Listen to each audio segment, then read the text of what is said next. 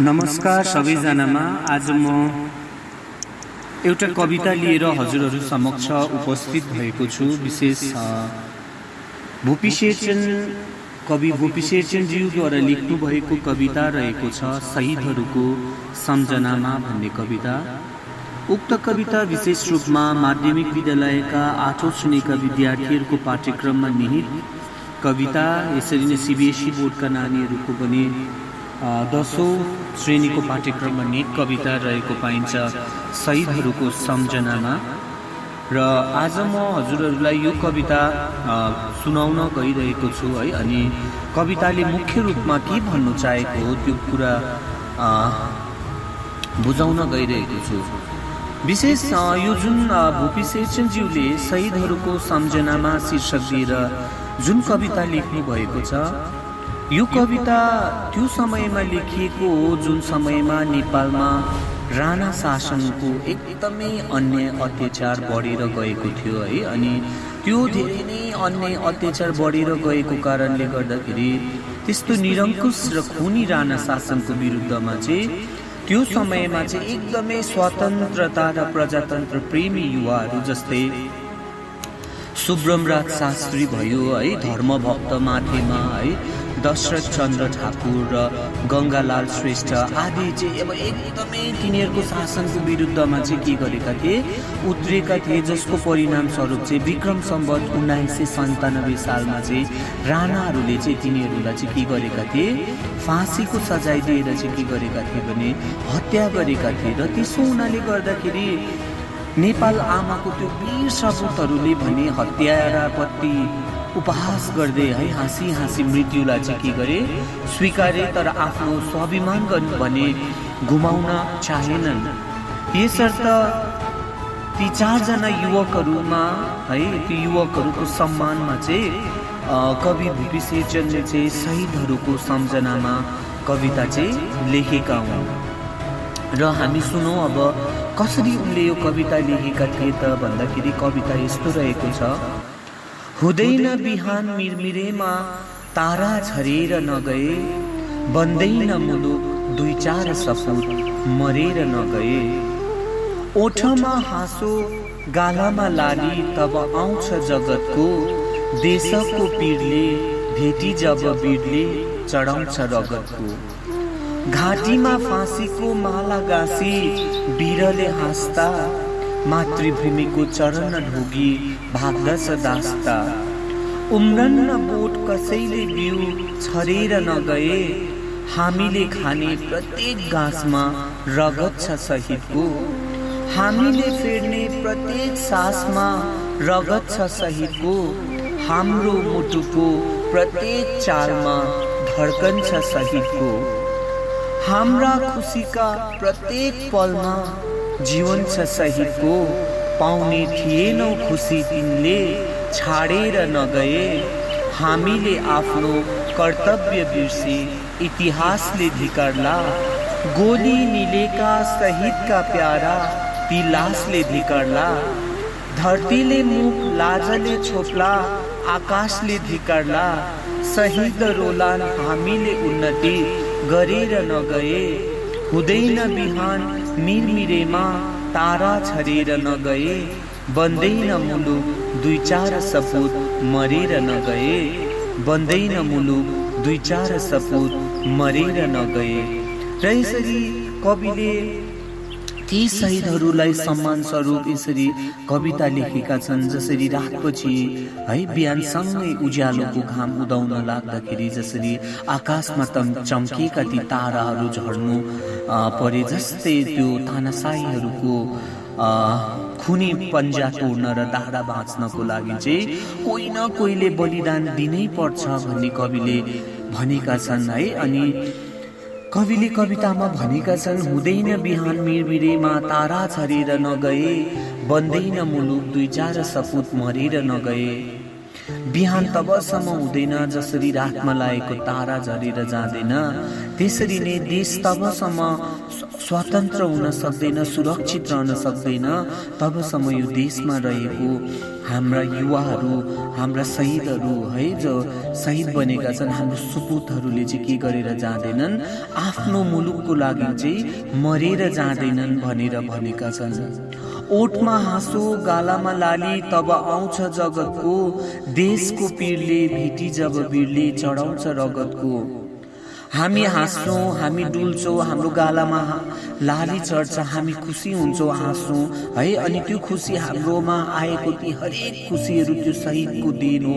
अनि हाम्रोमा त्यो खुसीहरू तब मात्र आउँछ जब आफ्नो प्राण त्याग गरी शहीदहरूले देशको नाममा चाहिँ के चढाउँछ, बलि चढाउँछ, आफ्नो प्राणको त्याग गर्छ। उनीहरूले आफ्नो घाँटीमा फाँसीको माला गाँसेर चाहिँ के गर्दछ, वीरता हासिल गर्दछ केवल हाम्रो लागि, हाम्रो स्वतन्त्रताको लागि। ती अन्याय अत्याचार र शोषण विरुद्ध हामीलाई त्यो लड्न सिकाउनको निम्ति, सुरक्षा राख्नको निम्ति उनीहरूले मातृभूमिको चरण ढोगेर, यहाँ भनिएको छ कवितामा, मातृभूमिको चरण ढोगी भाग्दा छ दासता भनेर। अनि उनीहरूले के गर्दछ, ती मातृभूमिलाई चरण स्पर्श गरेर अनि त्यो देशको लागि है आफ्नो प्राणको बलिदान दिएर चाहिँ उनीहरूले के गर्छन् अरे, आफू बलिमा चढ्छन्। अनि दासता भनेको अर्थात् चाहिँ दास भएर बस्नु, ती राणा शासनको हामी दासी हुनुहुन्न भनेर चाहिँ कविले चाहिँ एकदमै के गर्न चाहेका छन्, हामीलाई जागरुक गर्न चाहेका छन्। भनिएको छ कवितामा, उम्रन्न बोट कसैले बिउ छरेर नगए भनेर। हामीले खाने प्रत्येक गाँसमा रगत छ शहीदको, हामीले फेर्ने प्रत्येक सासमा रगत छ शहीदको। अर्थात् कुनै पनि फसल लगाउनुलाई बिउ रोप्नु पर्ने हुन्छ, अनि त्यो बिउ रोपेपछि मात्र त्यो बिरुवा हुन्छ, अनि त्यो बिरुवा भएपछि त्यसले के दिन्छ, फसल दिन्छ। अनि जबसम्म हामीले बिउ छर्दैनौँ तबसम्म केही उमार्न सक्दैनौँ। त्यसरी नै जबसम्म हामी यो राष्ट्रको लागि, देशको लागि हामीले केही कुछ गर्दैनौँ तबसम्म हामी के गर्न सक्दैनौँ, आफ्नो स्वाधीनतापूर्वक बाँच्न सक्दैनौँ भनेर भन्न खोजेको हो। अहिले हामीले खाइरहेको यो प्रत्येक गाँसमा है, हामीले फेर्ने यो प्रत्येक सासमा, यसरी नै हाम्रो मुटुको प्रत्येक चालमा हाम्रो यो धड्कनमा, हाम्रो यो खुसीको प्रत्येक पलमा नै के छ, शहीदको रगत छ। यद्यपि ती शहीदहरूले हाम्रो खुसीको लागि, हाम्रो श्वासको लागि है, हाम्रो मुटुको धड्कनको लागि चाहिँ आज हामीले खाने घाँसको लागि चाहिँ उनीहरूले आफ्नो प्राणको आहुति नदिएको भए हामीलाई सुरक्षित राख्नको निम्ति चाहिँ हामीले पाउने थिएनौँ खुसी, तिनले छाडेर नगए। यद्यपि उनीहरू त्यहाँ शहीद भएर नगएको भए चाहिँ हामीले त्यो खुसी प्राप्त गर्न सक्ने थिएनौँ भनेर कविले भनेका छन्। अनि कविले कवितामा भन्दैछन्, हामीले आफ्नो कर्तव्य बिर्से इतिहासले धिक्कारला, गोली निलेका शहीदका प्यारा ती लासले धिक्कारला।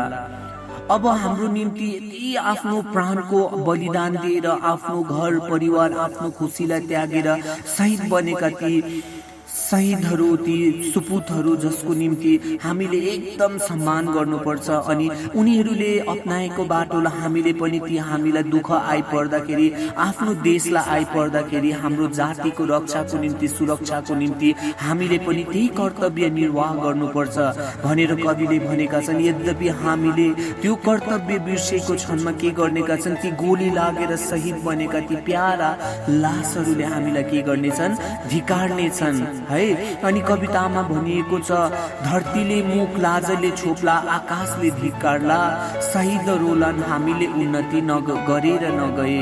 अर्थात् के भनिएको हो त भन्दाखेरि, अब हाम्रै निम्ति, हाम्रै खुसीको निम्ति, हाम्रै प्राण आहुति, हाम्रै देश रक्षाको निम्ति, हरेक चिजको निम्ति चाहिँ जबकि हम सबै आफ्नो सर्वस्व खुसी त्यागेर शहीदहरू आफ्नो प्राणको बलि दिएर शहीद बनेर गएका छन् ती सुपुतहरू। तर यद्यपि हामीले नै आफ्नो कर्तव्य बिर्सेर गयो भने है, हामीले नै आफूले कुनै पनि उन्नति नगरेर गयो भने हामीले उन्नति गर्नुपर्छ। अब हामीले केही गर्ने समय आएको छ, तिनीहरूले गरेको त्याग बलिदानलाई हामीले पनि के गर्नुपर्छ, केही गर्ने समय आएको छ।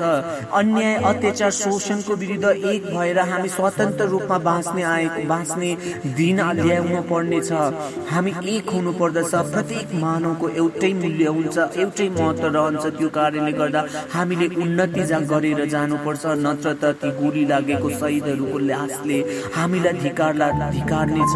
हामी जन्मेको यस धरती स्वयं पनि हामीलाई देखेर लाजले मुख छोप्नेछ। यो आकाश जुन हामी माथि छन् हामीलाई हेरिरहेको छन् त्यसले हामीलाई धिक्कार्नेछ।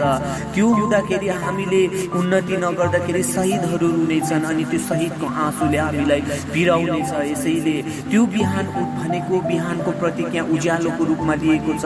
उज्यालो तबसम्म हुँदैन, हामीमा उज्यालो, हामीमा राम्रो दिन तबसम्म आउँदैन जबसम्म चाहिँ हामी यो मुलुकमा चाहिँ हाम्रो देशको खातिर हामी चाहिँ के भएर जाँदैनौँ, शहीद भएर जाँदैनौँ देश रक्षाको खातिर। जसरी कतिजना सुपुतहरू चाहिँ आफ्नो देशको लागि के भएर गएका छन्, शहीद भएर गएका छन् भनेर कविले यसरी प्रगतिवादी विचार यस कवितामा राखेका छन्। विशेष यो झ्याउरे छन्दमा लेखिएको कविता है। अनि कवितामा कविले यसरी एकदमै मिठो भाव व्यक्त गरेका छन् है। अनि उनले कवितामा ती शहीदहरूलाई एकदमै सम्मान गरेका छन्, सम्मान दिएका छन्। हाम्रो शहीदहरूले बगाएको रगतको जग्गामा टेकेर आज हामीले त्यही कारणले स्वतन्त्रतापूर्वक के गरेका छौँ, सास फेर्न पाएको छौँ, खुसीको साथ जीवन बाँच्न पाएको छौँ। उनीहरूले ज्यानको बलिदान नगरेको भएदेखि है हामीले आज यो खुसी र केक पाउने थिएनौँ, स्वतन्त्रता प्राप्त गर्न सक्ने थिएनौँ। त्यसैले शहीदले लगाएको गुण बिर्सने कहिल्यै पनि सुखी हुने छैन भनेर यो कवितामा भनिएको छ। तिनलाई दिन रात इतिहासले धिक्कार्नेछ जसले के गरेर जाँदैन, शहीदहरूले गरेको बलिदानको मूल्याङ्कन गर्दैन भनेका छन्। यसैले हामीले शहीदहरूको सम्मान त जति गरे पनि कमै हुन्छ है।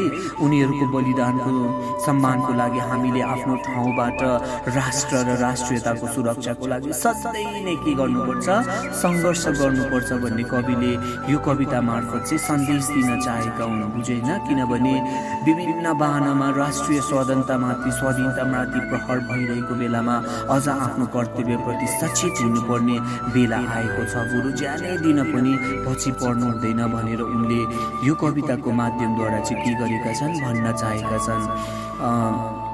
र कविता चाहिँ यसरी उनले यो भन्दै यो कविता अन्त्य भएको छ। र यसरी नै म पनि मेरो यो आफ्नो कवितालाई चाहिँ के गर्न चाहन्छु भने अन्त्य गर्न चाहन्छु। अनि हजुरहरू सबैलाई नै पुनः यो एकचोटि कवितालाई मनन गरिदिने अनि हामीले आफ्नो देश सुरक्षाको लागि, आफ्नो जाति, आफ्नो राष्ट्रमा आइपरेको हरेक क्रियाकलापको निम्ति हामी एक भएर हामीले ती शहीदहरूको, ती सपुतहरूको चाहिँ सम्मान गर्नुपर्छ, हाम्रो कर्तव्य निर्वाह गर्नुपर्छ भन्ने अनुरोध गर्न चाहन्छु। धन्यवाद।